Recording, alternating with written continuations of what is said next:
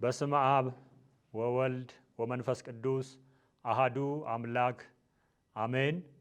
የተወደዳችሁና የተከበራችሁ የልዑል እግዚአብሔር ቤተሰቦች በጌታችን በመድኃኒታችን በኢየሱስ ክርስቶስ ደም ተዋጅታችሁ ለእግዚአብሔር መንግሥት የተለያችሁ እንዲሁም በተለያየ ቦታ ሆናችሁ ይህንን መንፈሳዊ ፕሮግራም የምትከታተሉ ሁላችሁም በጌታችንና መድኃኒታችን በኢየሱስ ክርስቶስ ፍጹም ሰላም እላችኋለሁ። በያላችሁበት የክርስቶስ ጸጋና ሰላም ይብዛላችሁ። እንደ እግዚአብሔር ፍቃድ የእግዚአብሔርን ቃል እንማማራለን። እግዚአብሔር መንፈስ ቅዱስ ከእርሱ የሆነውን ሁሉ እንዲያስተምረን የአምላካችን ቅዱስ ፍቃዱ ይሁንልን። በዚህ በሐዋርያት ሥራ በምዕራፍ 4 ከቁጥር 1 ጀምረን እስከ 13 ስናነበው እንዲህ የሚል ቃል እናገኛለን። ለሕዝቡም ሲናገሩ የካህናት አለቆችና የመቅደስ አዛዦች ሰዱቃውያንም ሕዝቡን ስላስተማሩና በኢየሱስ የሙታንን ትንሣኤ ስለሰበኩ ተቸግረው ወደ እነርሱ ቀረቡ፣ እጃቸውንም ጫኑባቸው። አሁንም መሽቶ ነበረና እስከ ማግስቱ ድረስ ወደ ወህኒ አኖሯቸው። ነገር ግን ቃሉን ከሰሙት ብዙዎች አመኑ። የወንዶችም ቁጥር 5,000 ያህል ሆነ። በነገውም አለቆቻቸውና ሽማግሌዎች፣ ጻፎችም፣ ሊቀ ካህናቱ ሐናም፣ ቀያፋም፣ ዮሐንስም፣ እስክንድሮስም የሊቀ ካህናቱም ዘመዶች የነበሩ ሁሉ በኢየሩሳሌም ተሰበሰቡ። እነርሱንም በመካከል አቁመው በምን ኃይል ወይስ በማን ስም እናንተ ይህንን አደረጋችሁ ብለው ጠየቋቸው። በዚያም ጊዜ ጴጥሮስ በመንፈስ ቅዱስን ተሞልቶ እንዲህ አላቸው፣ እናንተ የአሕዛብ አለቆችና ሽማግሌዎች፣ እኛ ዛሬ ለድዊው ስለተደረገው መልካም ሥራ ይህ በምን እንደዳነ ብንመረምርና እናንተ በሰቀላችሁት እግዚአብሔርም ከሙታን ባስነሳው በናዝሬቱ በኢየሱስ ክርስቶስ ስም ይህ ደህና ሆኖ በፊታችሁ እንደቆመ እናንተ ሁላችሁ ለእስራኤልም ሕዝብ ሁሉ የታወቀ ይሁን። እናንተ ግንበኞች የናቃችሁት የማዕዘን ራስ የሆነው ይህ ድንጋይ ነው። መዳን በሌላ በማንም የለም። እንድንበት ዘንድ የሚገባን ለሰዎች የተሰጠ ስም ከሰማይ በታች ሌላ የለምና። ስለ ቃሉ የቃሉ ባለቤት አምላካችን ልዑል እግዚአብሔር ስሙ የተመሰገነ ይሁን። የመዳን ስም በሚል በዚህ ቃል አብረን እንቆያለን። ጌታችን አምላካችን እሱ እንዲረዳን የአምላካችን ቅዱስ ፍቃድ ይሁን። የመዳን ስም በሚል በዚህ ርዕስ አብረን እንቆያለን። አምላካችን በነገር ሁሉ ከእኛ ጋር ሆኖ ምስጢሩን እንዲገልጽልን የአምላካችን ቅዱስ ፍቃድ ይሁንልን። በዚህ ቦታ ላይ ሐዋርያቱ መንፈስ ቅዱስን ከተቀበሉ በኋላ ጌታችንና መድኃኒታችን ኢየሱስ ክርስቶስ ከእነሱ ተለይቶ ወደ ሰማይ ካረገ በአባቱን ቀኝ ከተቀመጠ በኋላ ደግሞም በዚህ በሐዋርያት ሥራ በምዕራፍ 2 ላይ እንደምናገኘው ለሐዋርያቱ ቃል በገባላቸው መሰረት ኃይልን እስክትቀበሉ ድረስ በቢታንያ ቆዩ ብሎ ጌታችን እነርሱን ትቷቸው ወደ አባቱ እንደሄደ ሁሉ ኃይልን ሲቀበሉ ወይም መንፈስ ቅዱስን ሲቀበሉ እናያለን። ይሄ የሐዋርያት ሥራ ምዕራፍ 2 እንደሚታወቀው የቤተ ክርስቲያን የተመሰረተችበት መንፈስ ቅዱስ በኃይል በሐዋርያት ላይ የተገለጠበት ፈሪዎችና ድንጉጦች የሆኑ አስቀድመው በፍርሃት ተይዘው የነበሩ ሐዋርያት አሁን ግን በመንፈስ ቅዱስ ኃይል ሆነው የክርስቶስን ሞትና ትንሣኤ የመሰከሩበት፣ በኃይል ስለ ክርስቶስ የተናገሩበት፣ ስለ እሱ የመሰከሩበት መሆኑን ይሄ የመጽሐፍ ቅዱስ ክፍል ስናነበው እናገኛለን። በዚህ በሐዋርያት ሥራ ምዕራፍ 2 ላይ መንፈስ ቅዱስ በሐዋርያት ላይ ከወረደ በኋላ መንፈስ ቅዱስን ተሞልተው ሐዋርያት በዛ በኢየሩሳሌም ለተሰበሰቡ በዓለ ሃምሳን ለማክበር የተሰበሰቡ ከምድር ጥግ የተሰበሰቡ ከዓለም ዙሪያ ሁሉ የተሰበሰቡ ከዚህ ከምትወጣው ፀሐይ በታች ካሉ ሕዝብ የተሰበሰቡ ነው የሚለው መጽሐፍ ቅዱስ። ለተሰበሰቡ ሰዎች ሁሉ የክርስቶስን ሞትና ትንሣኤ የእግዚአብሔርን ማዳን እግዚአብሔር ማዳኑን ለሕዝቡ ሁሉ መግለጡን አስቀድመው አይሁድ የሰቀሉት አይሁድ በጭካኔ አሳልፈው ለመስቀል የሰጡት እሱ ክርስቶስ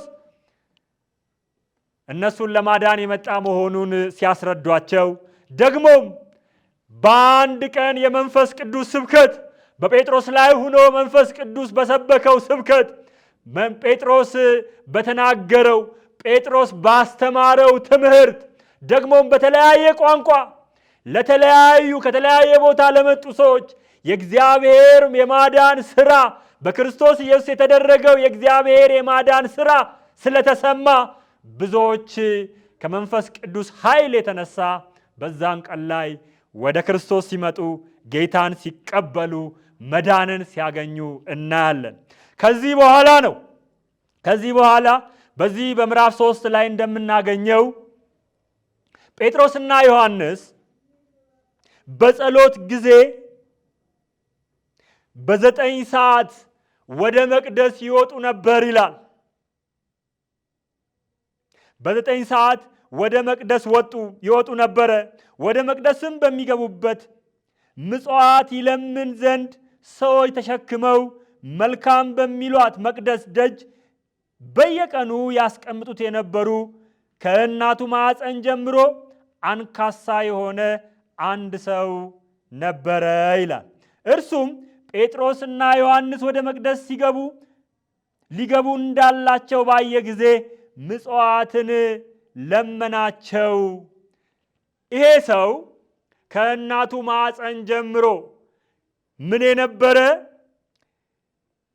አንካሳ የነበረ ሰዎች በቤተ መቅደስ በር ላይ እየመጡ የሚያስቀምጡት ምጽዋትን የሚለምን ሰው ነበረ ይላል። ጴጥሮስና ዮሐንስ ወደ መቅደስ ሊገቡ በዛ ሰዓት ሲመጡ ሳያቸው አንዳች ከእነርሱ ያገኝ ዘንድ ይለምናቸው ዘንድ ወደ እነርሱ እጁን ሲዘረጋ እናያለን። ነገር ግን እንዲህ ይላል፣ ጴጥሮስም ከዮሐንስ ጋር ትኩል ብሎ ተመልክቶ ወደ እኛ ተመልከት አለው። እርሱም አንድ ነገር ከእነርሱ እንዲቀበል ሲጠብቅ ወደ እነርሱ ተመለከተ። ጴጥሮስ ግን ብርና ወርቅ የለንም፣ ይህንን ያለንን ግን እሰጥሃለሁ፣ በናዝሬቱ በኢየሱስ ክርስቶስ ስም ተነሳና ተመላለስ አለው ይላል። የአምላካችን ስም የተመሰገነ ይሁን። እኛ ብርና ወርቅ የለንም፣ ይህንን ያለንን ግን እሰጥሃለሁ፣ በናዝሬቱ በኢየሱስ ክርስቶስ ስም ተነስና ተመላለስ አለው። በቀኝ እጁም ይዞ አስነሳው። በዚያን ጊዜ እግሩና ቁርጭምጭሚቱም ጸና፣ ወደ ላይ ዘሎም ቆመ፣ ይመላለስም ጀመር። እየተመላለሰም እየዘለለም እግዚአብሔርን እያመሰገነ ከእነርሱ ጋር ወደ መቅደስ ገባ። ሕዝቡም ሁሉ እግዚአብሔርን እያመሰገነ ሲመላለስ አዩት። መልካም በሚሏት በመቅደስ ደጅ ስለ ምጽዋት ተቀምጦ የነበረው እርሱ እንደሆነ አወቁት። በእርሱም ከሆነው የተነሳ መደነቅና መገረም ሞላባቸው ይላል። የአምላካችን ስም የተመሰገነ ይሁን እና በዚህ ቦታ ላይ ጴጥሮስና ዮሐንስ እኛ ብርና ወርቅ የለንም፣ ነገር ግን ያለንን ምን እናደርጋለን? እንሰጥሃለን። ያለንን እንሰጥሃለሁ፣ በናዝሬቱ በኢየሱስ ክርስቶስ ስም ምን አድርግ? ተነስና ተመላለስ ሲለው እናያለን። ይህም ሰው ተፈወሰ፣ ቁርጭምጭሚቱም ጸና፣ ቆመም። ከእነርሱም ጋር እየዘለለ እግዚአብሔርን ማመስገን ጀመረ ይላል። የአምላካችን ስም የተመሰገነ ይሁን። ስለዚህ ሐዋርያት ያላቸው ትልቁ ገንዘብ፣ እኛ በክርስቶስ ኢየሱስ ያመንን ያለን ትልቁ ገንዘብ፣ ለእኛ የተሰጠን ትልቁ ገንዘብ ብር አይደለም፣ ወርቅ አይደለም፣ በዚህ ምድር ላይ ያለ ሌላ ሀብት አይደለም። ለእኔና ለእናንተ የተሰጠው ትልቁ ገንዘብ እኔና እናንተ እንድንበት ዘንድ የተሰጠ፣ እኔና እናንተ ፈውስ እናገኝበት ዘንድ የተሰጠው ትልቁ ገንዘባችን ኢየሱስ ክርስቶስ ነው። እርሱ መድኃኒታችን ነው። እሱ ፈዋሻችን ነው። ኃይላችን ነው። እሱ ብርታታችን ነው። እሱ ከጨለማው ስልጣን ያመለጥንበት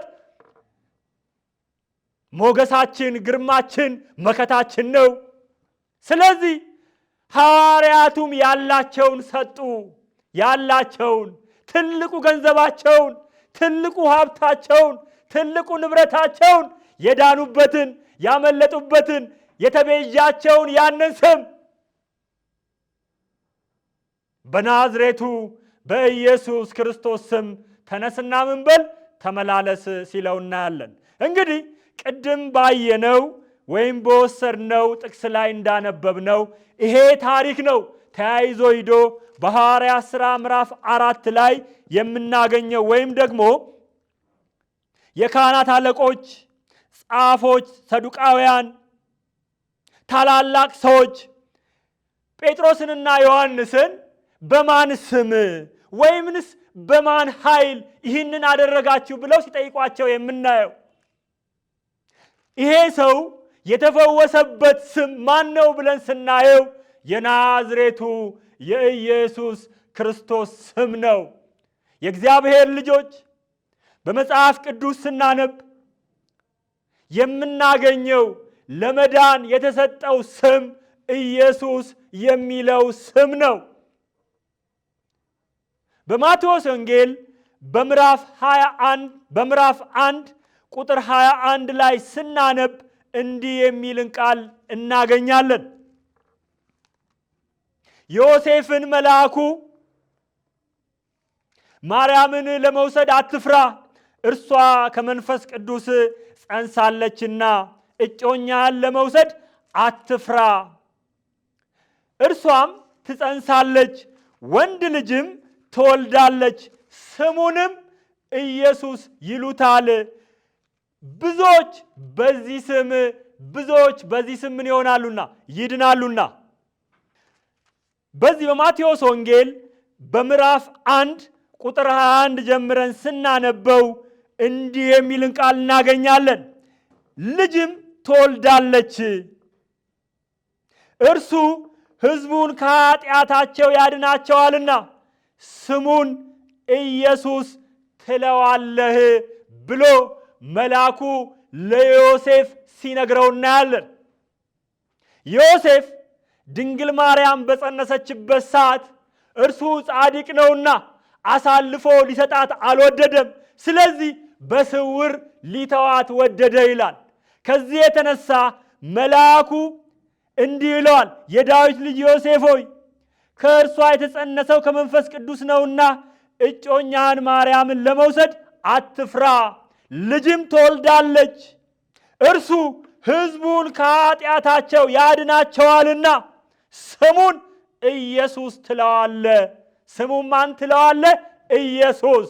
ከኃጢአት ሕዝብን ሁሉ የሚያድን የሚፈውስ የሚጠግን ሽባውን የሚተረትር ዓይነ ስውሩን የሚያበራ የወደቀውን የሚያነሳ ላዘነው መጽናኛ የሚሆን ስም ኢየሱስ የሚል ስም፣ መድኃኒት የሆነ ስም።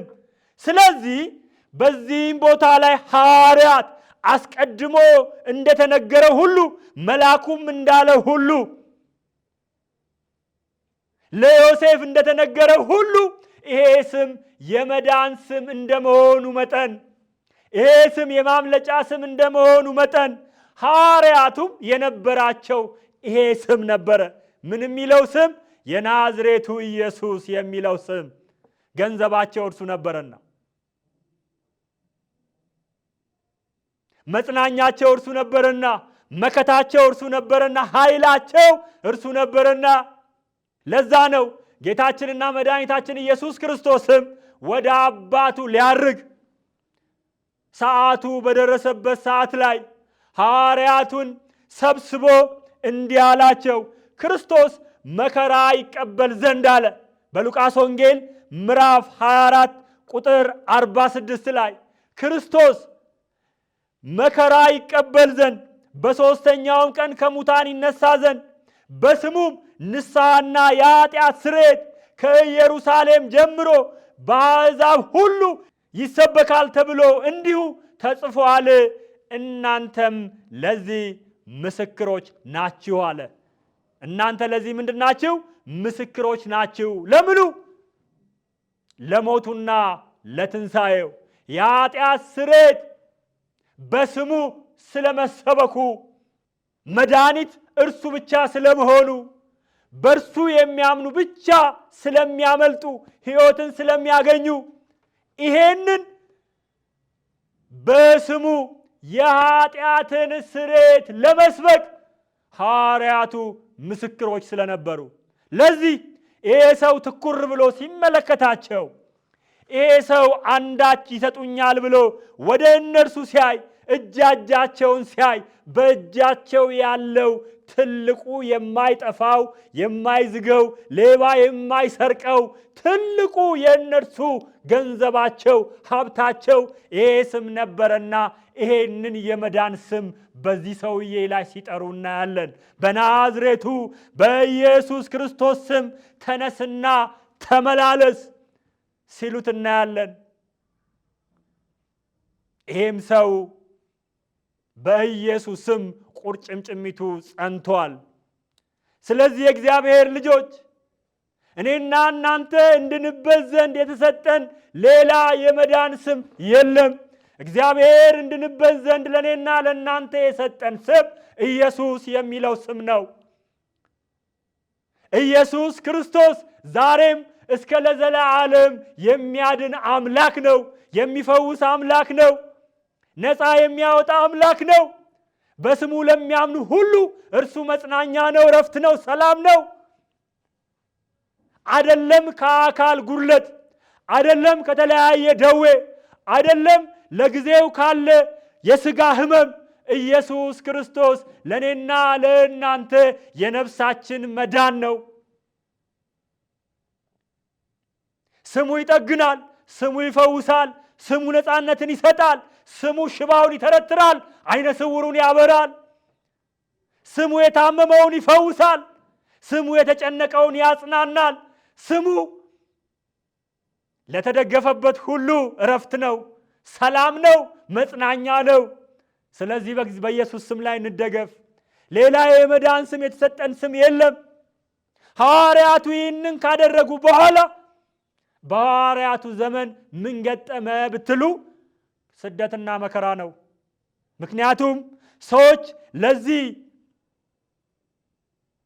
አካለ ስንኩል ለነበረው፣ አካለ ጎደሎ ለነበረው፣ ለዚህ ታሞ ለነበረው ሰው በተደረገለት ተአምር መደነቅና መገረም ተይዟቸው ስለነበረ ይህ ሰው እየዘለለ እግዚአብሔርን ሲያመሰግን፣ ይህ ሰው የእግዚአብሔርን ስም እየጠራ እግዚአብሔርን ከፍ ከፍ ሲያደርግ ሲያዩ ቀድሞ የሚያውቁት የሚለምን ምጽዋትን የሚጠብቅ ከሰዎች የሚለምን ሰው አሁን ጸንቶ እግሩ ጸንቶ አሁን ቁርጭምጭሚቱ ጸንቶ ተነስቶ ቁሞ እግዚአብሔርን እያመሰገነ ስላዩት መደነቅና መገረምን ገብቶባቸው ነበረ።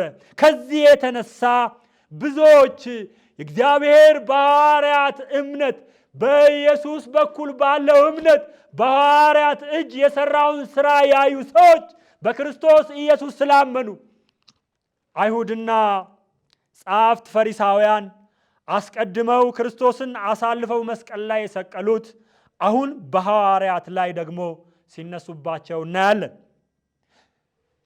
በዚህ በሐዋርያት ሥራ ምዕራፍ 3 ቁጥር 11 ጀምረን ስናነብ እንዲህ ይላል።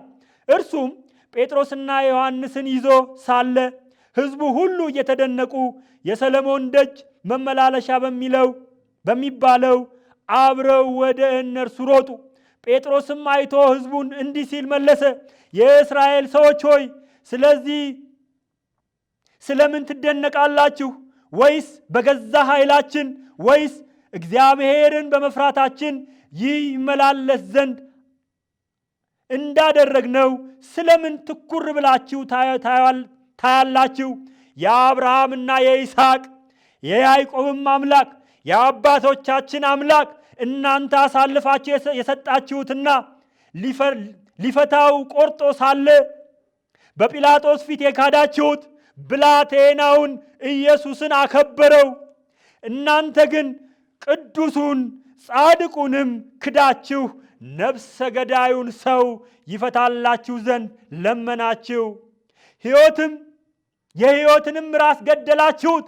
እርሱን ግን እግዚአብሔር ከሙታን አስነሳው። ለዚህ ነገር እኛ ምስክሮች ነን አለ። እግዚአብሔር ከሙታን ላስነሳው፣ አይሁድ በጲላጦስ ፊት ለካዱት፣ ይህንን ሽባ የሆነውን ሰው የተረተረውን ኢየሱስን፣ ይህንን በስቃይ ውስጥ የነበረውን ሰው፣ ይህንን ሰው ተሸክሞ በመቅደስ ደጅ የሚያስቀምጠውን ሰው ቁርጭምጭሚቱን ያጸናውን ኢየሱስን እናንተ የሕይወትን ራስ አሳልፋችሁ ገደላችሁት፣ ሰቀላችሁት። ጲላጦስ ሊፈታው ሲወድ በጲላጦስ ፊት ካዳችሁት። እግዚአብሔር ግን የሞትን ጣር አጥፍቶ ኢየሱስን ከሙታን አስነሳው። ኢየሱስን በመካከላችሁ አከበረው። በስሙም በማመን ይህ የምታዩትና የምታውቁትን የእርሱ ስም አጸናው። ማን ያጸናው? ይሄ እናንተ አላቸው አይሁድን። በጲላጦስ ፊት የካዳችሁት፣ የሰቀላችሁት፣ የገደላችሁት የሕይወት ራስ የሆነው የእርሱ ስም። የማን ስም? የኢየሱስ ስም። ይሄንን የምታውቁትን ሰው ምን አደረገው? አጸናው። በእርሱም በኩል የሆነ እምነት በእርሱም በኩል በሆነው እምነት በሁላችሁ ፊት ይህ ፍጹም ጤና ሰጠው ይላል። ምን ሰጠው? ፍጹም ጤና ምን አደረገው? ሰጠው። ስለዚህ ለንስሐ እንዲሆንላቸው፣ ለእነርሱም የመጽናናት ዘመን እንዲመጣላቸው፣ እነርሱም በንስሐ ወደ ክርስቶስ እንዲመለሱ፣ አስቀድመው ወደ ሰቀሉት፣ አስቀድመው ወደ ካዱት ፊታቸውን እንዲመልሱ ጴጥሮስ በዚህ ቦታ ላይ ሲመክራቸው እናያለን። አሁንም ወንድሞች ሆይ እናንተ እንደሰቀላ እንደ አለቆቻችሁ ደግሞ ባለማወቅ እንዳደረጋችሁት አውቄአለሁ። እግዚአብሔር ግን ክርስቶስ መከራ እንዲቀበል አስቀድሞ በነቢያት ሁሉ አፍ የተናገረውን እንዲሁ ፈጸመው። እንግዲህ ከጌታ ፊት የመጽናናት ዘመን እንድትመጣላችሁ እንዲሁ ከጌታ ፊት የመጽናናት ዘመን እንድትመጣላችሁ አስቀድሞም ለእናንተ የመረጠውን ኢየሱስ ክርስቶስን እንዲልክላችሁ ኃጢአታችሁ ይደመሰስ ዘንድ ንስሐ ግቡ። ኃጢአታችሁ ይደመሰስ ዘንድ ንስሐ ግቡ። ምን በሉ? ንስሐ ግቡ። ተመለሱ። እግዚአብሔር ከጥንት ጀምሮ በቅዱሳት ነቢያት አፍ የተናገረው ነገር ሁሉ እስከሚታደስበት ዘመን ድረስ ሰማይ ይቀበለው ዘንድ ይገባልና። ሙሴም ለአባቶች ጌታ አምላክ እኔን እንዳስነሳኝ ነቢይን ከወንድሞቻችሁ ያስነሳላቸዋል፣ በሚነግራችሁ ሁሉ እርሱን ስሙት። ያንንም ነቢይ የማትሰማው ነፍስ ሁሉ ከሕዝብ ተለይታ ትጥፋ አለ። ሁለተኛም ከሳሙኤል ጀምሮ ከእርሱም በኋላ የተናገሩ ነቢያት ሁሉ ደግሞ ስለዚህ ወራት ተናገሩ።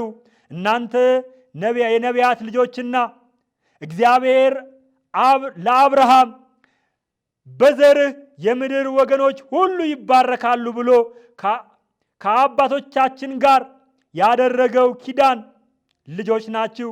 ለእናንተ አስቀድሞ እግዚአብሔር ብላቴናውን አስነስቶ እያንዳንዳችሁን ከክፋታችሁ እየመለሰ ይባርካችሁ ዘንድ ሰደደዋል። የአምላካችን ስም የተመሰገነ ይሁን። ስለዚህ እግዚአብሔር ብላቴናውን ስለ እነሱ የሰደደበት ምክንያት ምንድን ነው ስንል ከአመፃቸው እንዲመለሱ፣ ከኃጢአታቸው እንዲመለሱ ደግሞ ሙሴ አስቀድሞ በዘዳግም ምዕራፍ 18 ቁጥር 18 ላይ እንደተናገረው ከወንድሞቻቸው መካከል ነቢይን እንደሚያስነሳላቸው ያንንም ነቢይ የማትሰማ ነፍስ ካለች ከወገኗ ተለይታ እንደምትጠፋ ሙሴ ተናግሮ ነበረ። እንደኔ አይነት ነቢይ እግዚአብሔር ያስነሳላቸዋል ብሏቸው ነበር። እንደተናገረው በጊዜው ላይ ሙሴን ተክቶ የተነሳው ኢያሱ ነበር። ነገር ግን ኢያሱ ሕዝቡን ይዞ ገብቶ ያከፋፈላቸው ምድሪቷን ያቺ የከነዓንን ምድር ነበረ፣ በገመድ የተሰፈረችውን ሕዝቡ ለጊዜው የተቀመጡባትን ማርና ወተት ታፈልቃለች የተባለችውን። ይሄ ግን አይደለም። ይሄ ግን ምድሪቷን የሚከፋፍል በገመድ ከፋፍሎ የከነዓንን ምድር የሚሰጥ አይደለም። የዘላለምን ሕይወት የሚሰጥ ሰዎችን ሁሉ ከጨለማው ስልጣን የሚታደግ የሚታደግ ለሁሉም የመጽናናት ዘመን ይመጣ ዘንድ የመጣ የምስራች ሆኖ የተገለጠ ከጨለማው እስራት የሚፈታ እርሱ የእግዚአብሔር ልጅ ኢየሱስ ነው። ይህንን አስነስቶላቸዋል እያለ ነው። ስለዚህ በስሙ የኃጢአት ስርየት ይሰበካል ተብሎ ክርስቶስ አስቀድሞ እንደተናገረው ተብሎ ተነግሮ ነበር እንዳላቸው ሐዋርያቱን በስሙ የኃጢአት ስርየትና ንስሐን እየሰበኩ ሽባውን እየተረተሩ ዓይነ ስውሩን እያበሩ ብዙዎችን ወደ እግዚአብሔር መንግሥት እንዲፈልሱ ያደርጉ ነበር። እነዚህ ግን ሊቀበሉት አልቻሉም። አሁንም ልባቸው እንደደነደነ ነው። እየነገራቸው ሊቀበሉት አልቻሉም። ነገር ግን ቃሉን የሰሙ ጥቂቶች ግን ወደ እግዚአብሔር መንግሥት ይጨመሩ ነበረ። ስለዚህ ምዕራፍ 4 ላይ ስናነብ ቅድም ያነበብነውን የመጽሐፍ ቅዱስ ክፍል ለሕዝቡም ሲናገሩ የካህናት አለቆችና የመቅደስ አዛዦች ሰዱቃውያንም ሕዝቡን ስለ አስተማሩና በኢየሱስ የሙታንን ትንሣኤ ስለሰበኩ ተቸግረው ይላል። ምን ስለሰበኩ? የሙታንን ትንሣኤ በኢየሱስ ስለሰበኩ ተቸግረው። ሰው እንዴት አምልጥ ሲባል ለማምለጥ ወደ ማምለጫው አይጠጋም? ሰው እንዴት መዳኛህ ይሄ ነው፣ እግዚአብሔር ያዘጋጀልህ ይሄ ነው፣ አንድ ስህተት ሰርቶ ሁለተኛ ስህተት ለመስራት እንዴት ሰው ልቡን ያደነድናል? አሁንም እነዚህ አለቆች፣ አሁንም እነዚህ ክብር ላይ ያሉ ሰዎች፣ እነዚህ በክብር ወይም ደግሞ በአለቅነት ላይ ያሉ ሰዎች፣ ባለስልጣን የሆኑ ሰዎች አሁንም ክርስቶስን ሲገፉት እናያለን። የሙታንን ትንሣኤ ጴጥሮስና ዮሐንስ ለሕዝቡ በኢየሱስ ስም ሲሰብኩ እየሰበኩም ስላስቸገሯቸው፣ ምክንያቱስ ይሄ ሲሰበክ ብዙዎች ስለሚያመልጡ፣ ይሄ ሲሰበክ ብዙዎች ከልብ ሽባነት ከዘላለም ሞት ስለሚያመልጡ፣ ከዘላለም እስራት ስለሚፈቱ፣ የክርስቶስ ስለሚሆኑ፣ ወደ እግዚአብሔር መንግሥት ስለሚጨመሩ፣ አጋንንት በላያቸው ላይ ስላደረ፣ አጋንንት በላያቸው ላይ ስላለ ጴጥሮስና ዮሐንስን አሁንም ለመቃወም ራሳቸውን ሲያደራጁ እናያለን።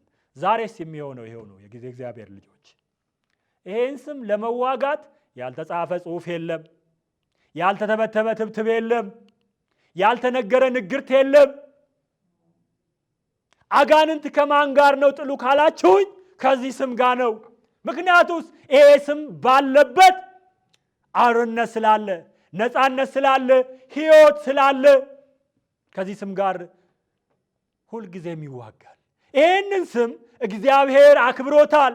በቆላስያስ ምዕራፍ 2 ላይ ስናነብ ክርስቶስ ሞትን ድል አድርጎ ከተነሳ በኋላ ስለ እኔና ስለ እናንተ የሞትን ጽዋ ከቀመሰ በኋላ እንደ ሰው እንደኛ እግዚአብሔርነትን እንደ መቀማት ሳይቆጥር በምስሉ እንደኛ ተገልጦ ለሞት ለመስቀል ሞት ከታዘዘ በኋላ ሞትንም ድል አድርጎ ከተነሳ በኋላ በዚህ ምክንያት እግዚአብሔር ይህንን ስም ከፍ ሲያደርገው እናያለን። አብ ለዚህ ስም ምስክርነት ሲሰጥ እናያለን። በዚህም ምክንያት ደግሞ እግዚአብሔር ያለ ልክ ከፍ ከፍ አደረገው፣ ከስምም ሁሉ በላይ ያለውን ስም ሰጠው። ይህም በሰማይና በምድር ከምድርም በታች ያሉ ሁሉ በኢየሱስ ስም ይንበረከኩ ዘንድ ምላስም ሁሉ ለእግዚአብሔር አብ ክብር ኢየሱስ ክርስቶስ ጌታ እንደሆነ ይመሰክር ዘንድ። ይሄ የከበረ ስም ነው። ይሄ የማምለጫ ስም ነው። ከፍ ያለ ስም ነው። ጉልበት ሁሉ ሊንበረከክለት የሚገባ ባለስልጣን የለ፣ ታች ያለ ተገዢ የለ፣ ትንሽ የለ፣ ትልቅ የለ፣ ሁሉ ሊንበረከክለት የሚገባ በሰማይና በምድር ሁሉ ሊንበረከክለት የሚገባ ስም፣ የመዳን ስም፣ የመዳን ስም፣ ፈዋሽ የሆነ ስም፣ ጠጋኝ የሆነ ስም፣ ለአሕዛብ ሁሉ የኃጢአት ስርየት የተሰበከበት ስም፣ እኔና እናንተ ያመለጥንበት ስም። ይሄ ስም እርፍ የምንልበት መጽናኛችን ነው። ይሄ ስም ልናርፍበት፣ ልንጽናናበት፣ ይሄ ስም ከዘላለም ሞት ልናመልጥበት የተገለጠልን ስም ነው፣ የተሰጠን ስም ነው። ኢየሱስ ማለት መድኃኒት ማለት ነው። ስለዚህ ለእግዚአብሔር አብ ክብር ኢየሱስ ክርስቶስ ጌታ እንደሆነ ምላስ ሁሉ ሊመሰክር ይገባዋል። መድኃኒት እንደሆነ፣ ፈዋሽ እንደሆነ፣ ጌታ ብቻ ሳይሆን የጌቶች ጌታ እንደሆነ በራእይ ምዕራፍ 19 ቁጥር 16 ላይ ስናነበው አንዳች የተጻፈበት ከእርሱ በቀር ሌላ የማያውቀው ስም አለው፣ በጭኑም ላይ የጌቶች ጌታ የነገስታት ንጉሥ የሚል ስም ተጽፎበታል ይላል። አዎ አምላካችን የጌቶች ጌታ ነው፣ የነገስታትም ንጉሥ ነው፣ ከሁሉ በላይ ነው። ለዚህ ስም ፍጥረት ሁሉ ሊገዛ ይገባል። ለዚህ ስም ሊንበረከክ ይገባል። የእግዚአብሔር ልጆች ሌላ ማምለጫ የለንም፣ ሌላ መጽናኛ የለንም፣ ሌላ መበርቻ የለንም። ስምዖን እንኳን በዚህ በሉቃስ ወንጌል ምዕራፍ 2 ላይ እንደምናገኘው ብላቴናውን አቅፎ እንዲህ ነው ያለው፣ በሰዎች ሁሉ ፊት ያዘጋጀኸውን ማዳንህን ዓይኖቼ አይተዋልና። ምኖቼ አይተዋል? የአረጋዊ ሰው በሰዎች ሁሉ ፊት ያዘጋጀውን ምንን? ማዳንህን። ምክንያቱም ይሄ ሰው የእስራኤልን መጽናናት ሲጠባበቅ የነበረ ደግሞም በጌታ የተቀደሰውን ሳያይ እንዳይሞት በመንፈስ ቅዱስ የተረዳ ስለነበረ ክርስቶስን ወደ ቤተ መቅደስ በ8ኛው ቀን ቀኑ በደረሰበት ሰዓት ማዕፀንን ከፍቶ የሚወጣ ወንድ ሁሉ ለእግዚአብሔር ስለሚቀደስ ወደ ቤተ መቅደስ እናቱ ማርያም እና ዮሴፍ ይዘውት በወጡበት ሰዓት በመንፈስ ቅዱስ ተረድቶ ወደ ቤተ መቅደስ የሄደው ይህ ሰው ክርስቶስን ሲያገኘው አቀፈው። ከዛስ ዓይኖቼ በሰዎች ሁሉ ፊት ያዘጋጀኸውን ማዳንህን አይተዋልና ባሪያህን በሰላም ታሰናብተዋለህ አለ። ማንን በሰላም? ባሪያህን በሰላም ታሰናብተዋለህ። ጌታ ሆይ አሁን እንደ ቃልህ ባሪያህን በሰላም ታሰናብተዋለህ። ዓይኖቼ በሰዎች ሁሉ ፊት ያዘጋጀውን ማዳንን አይተዋልና ይህም ለአሕዛብ ሁሉ የሚገለጥ ብርሃን፣ ለሕዝብህም ለእስራኤል ክብር ነው አለ። ለአሕዛብ የሚገለጥ ብርሃን ለእኛ የተገለጠልን ብርሃን ነው። ምክንያቱም እኛ ከአሕዛብ ወድገን ወደ ክርስትና የመጣን ስለሆንን ለሕዝቡም ለእስራኤል እርሱ ክብር ነው። ግን ክብራቸውን አላወቁትም። ዮሴፍና እናቱም ስለ እርሱ የተነገረውን ነገር በተነገረው ነገር ይደነቁ ነበር። ስምዖን ባረካቸው። እናቱን ማርያምንም እነሆ የብዙዎች ልብ ሐሳብ ይገለጽ ዘንድ ይህ በእስራኤል ላሉት ለብዙዎች ለመውደቃቸውና ለመነሳታቸው ለሚቃወሙትም ምልክት ተሾመዋል። በአንቺም ደግሞ በነፍስሽ ሰይፍ ያልፋል አላት ይላል። የአምላካችን ስም የተመሰገነ ይሁን። ስለዚህ ብዙዎች ሲጠብቁት የነበረው በዚህ ቦታ ላይም የምናገኛት ለብዙ ዓመት በቤተ መቅደስ የነበረችው ሐናም ይህንን መጽናናት ትጠባበቅ ነበርና ስለሚቤዠው ስለሚመጣው እሷም ትናገር ነበርና እሷም በዚህ ደስ ብሏታል። የእግዚአብሔር ልጆች ለእኔና ለእናንተ ከሰማይ በታች የተሰጠን እንድንበት ዘንድ የተሰጠን ስም አንድ ብቻ ነው። እርሱም ኢየሱስ ክርስቶስ ይባላል። እርሱ የእግዚአብሔር ልጅ ነው። ከእርሱ ውጪ ሌላ የመዳን መንገድ የለም። ስለዚህ ነው ሐዋርያት ሥራ ቅድም ያነበብነው ክፍል ላይ እነዚህ ጸሐፍት ፈሪሳውያን፣ የሕዝቡ አለቆች፣ ሽማግሌዎች፣ የመቅደሱ ካህናት፣ አዛዦቹ በክርስቶስ ስም የሙታንን ትንሣኤ ሐዋርያቱ እየሰበኩ ብዙዎች እያመለጡ ስለሆነ ተቸግረው ምን አደረጓቸው? እነሱን ወደ ወህኒ ሲጥሏቸው እናያለን። ሕዝቡ አለቆች ወደ እነሱም ቀርበው እጃቸውን ጫኑባቸው ይላል። ምናቸውን ጫኑባቸው? እጃቸውን ጫኑባቸው። ያ ማለት ያው እጃቸውን ጫኑ ማለት ደበደቧቸው ወይ አሰሯቸው ማለት ነው። እጃቸውን ጫኑባቸው። አሁን እጃቸውን ጭነውባቸው አሁን መሽቶ ነበርና እስከ ማግስቱ ድረስ በወህኒ አኖሯቸው። ነገር ግን ቃሉን ከሰሙት ብዙዎች አመኑ። የእግዚአብሔር ስም የተመሰገነ ይሁን። የወንዶችም ቁጥር 5,000 ያህል ነበረ።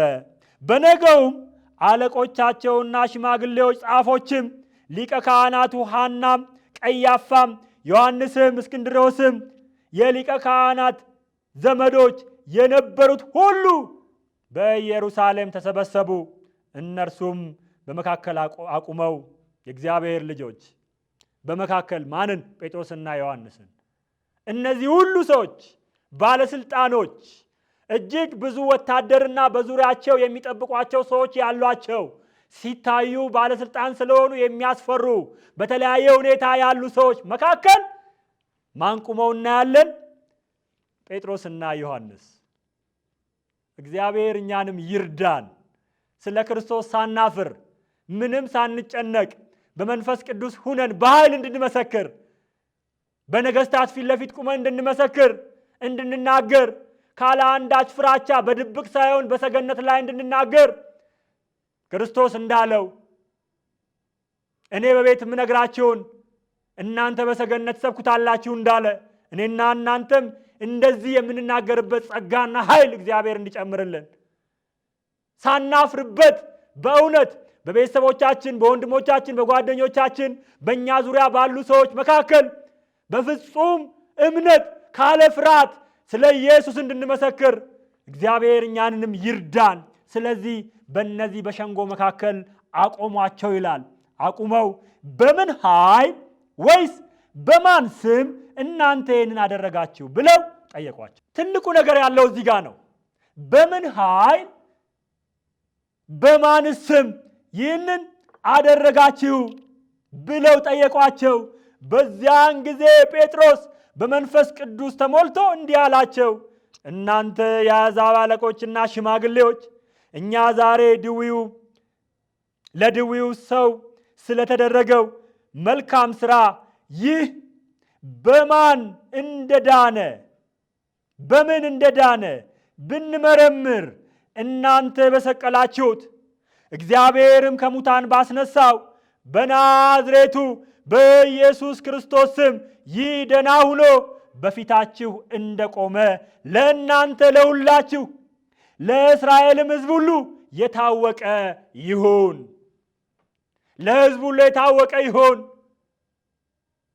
ሽባን የሚተረትር ኢየሱስ ነው። ለሕዝብ ሁሉ የታወቀ ይሁን። ለሚያምኑም ለማያምኑም ሰዎች የታወቀ ይሁን። ነፃ የሚያወጣው ኢየሱስ ነው። የሚፈውሰው የናዝሬቱ ኢየሱስ ነው። ከስጋ በሽታ ከስጋ ሽባነት አይደለም፣ ከዚህ ብቻ ሳይሆን ከዘላለም ሞት ነፃ የሚያወጣው ሕይወትን የሚሰጠው ሕይወቱን በመስቀል ላይ አሳልፎ ስለኔና ስለናንተ የሰጠው እሱ የናዝሬቱ ኢየሱስ ነው። ስለዚህ የታወቀ ይሁን አሏቸው ይላል። በናዝሬቱ በኢየሱስ ክርስቶስ ስም ይህ ሰው ምን እንደሆነ ደና እንደሆነ የታወቀ ይሁን። ለእናንተ ሁላችሁ ለእስራኤልም ሕዝብ ሁሉ የታወቀ ይሁን። እናንተ ግንበኞች የናቃችሁት የማዕዘን ራስ የሆነው ይህ ድንጋይ ነው። አሳልፎቹ የሰቀላችሁት የተዘባበታችሁበት እርሱ የማዕዘን ራስ የሆነው እግዚአብሔር የማዕዘን ራስ ያደረገው እርሱ ነው። ስለዚህ መዳን በሌላ በማንም የለም። እንድንበት ዘንድ ከሰማይ በታች ለሰዎች የተሰጠ ሌላ ስም የለም። የእግዚአብሔር ልጆች እንድንበት ዘንድ የተሰጠ ሌላ ስም የለም። እንድንበት ዘንድ የተሰጠ ከሰማይ በታች ለእኔና ለእናንተ የተሰጠው ስም ኢየሱስ የሚለው ስም ነው። ሁለት ነገር በዚህ ስም ላይ አለ። አንዳንዱ የኢየሱስን ስም እየጠራ የሚነግድ፣ አንዳንዱ ደግሞ በኢየሱስ ስም ላይ ሌላ ደባል ያደረገ፣ ሁለቱም በኢየሱስ ስም ላይ መሸቀጥ ነው። ከናዝሬቱ ከኢየሱስ ክርስቶስ ስም በቀር ሌላ የመዳኛ ስም፣ ሽባ የሚተረተርበት፣ አይነ ስውር የሚበራበት ስም የለም።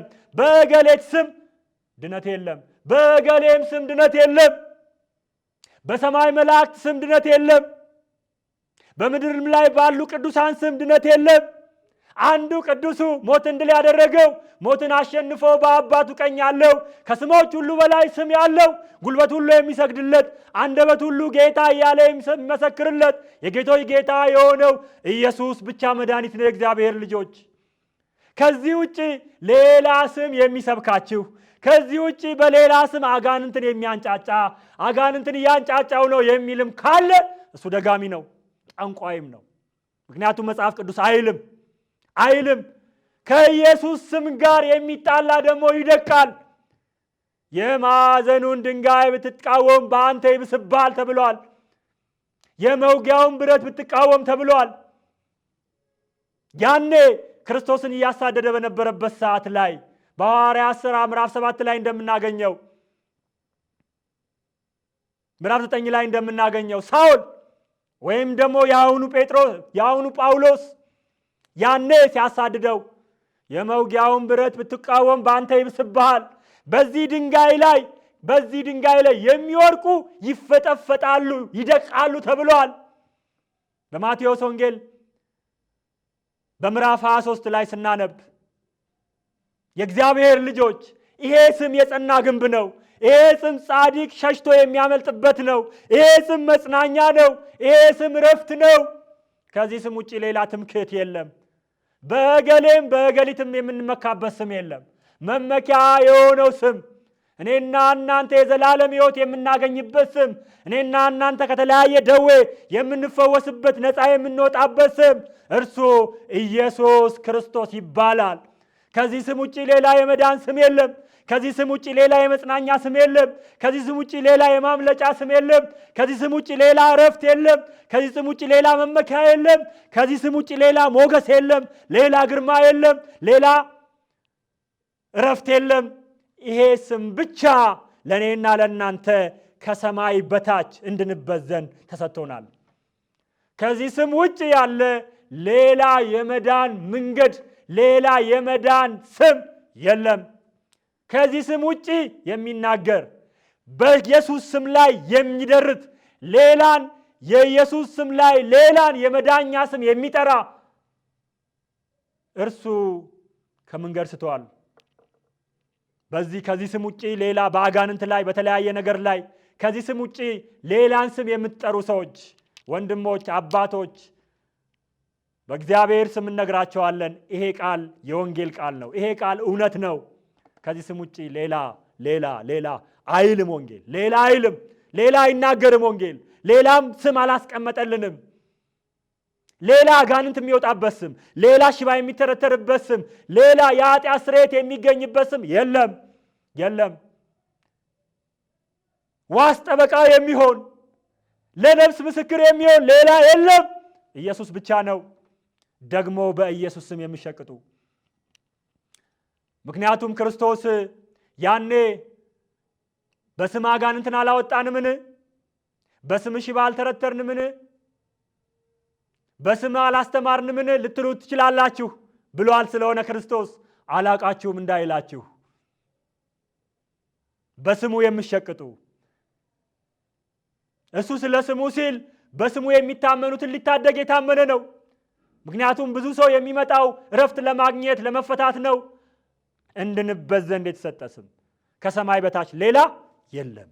እንድንበት ዘንድ የተሰጠው ስም አንድ ብቻ ነው። እርሱም የናዝሬቱ ኢየሱስ ይባላል። እርሱ የእግዚአብሔር ልጅ ነው። ሞትን ድል የነሳ ነው። በአባቱ ቀኝ ያለ ነው። በእርሱ እንታመን፣ በእርሱም ታምነን እንኑር። ከእርሱ ውጭ ሌላ ተስፋ ሌላ መጽናኛ የለንምና በእርሱ ላይ እንረፍ። እግዚአብሔር ሁላችንም ይርዳን። እግዚአብሔር ስለረዳን፣ ስላስተማረን፣ በቃሉ ስለተናገረን የአምላካችን ስም የተመሰገነ ይሁን። በያላችሁበት ጸጋና ሰላም ይብዛላችሁ። አሜን።